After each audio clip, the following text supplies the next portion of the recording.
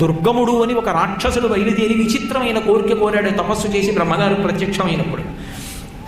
బ్రాహ్మణుల దగ్గర ఉన్నటువంటి వేదమంత్రములన్నీ కూడా నాకు తెలియాలి, వేదములన్నీ నాకు వశమైపోవాలి, బ్రాహ్మణులన్నీ మరిచిపోవాలన్నాడు.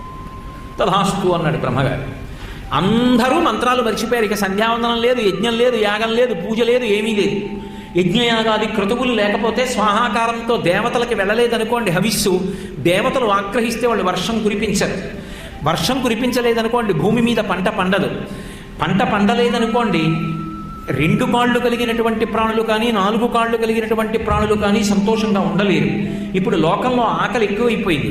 ఇంతమంది బాధపడుతుంటే సంతోషించడం రాక్షస లక్షణం. అందుకని దుర్గముడు సంతోషిస్తున్నాడు. ఓ యజ్ఞం చేసి అమ్మవారిని పిలుద్దామంటే వాళ్ళకి వేదమంత్రాలన్నీ మరుపుకొచ్చేసాయి, ఏమీ జ్ఞాపకం లేవు, ఏం చెయ్యాలో అర్థం కాలేదు. ఇన్ని లక్షల మంది పీనుగుల పెద్ద పెద్ద పర్వతాల్లా పడిపోతున్నారు. హిమవత్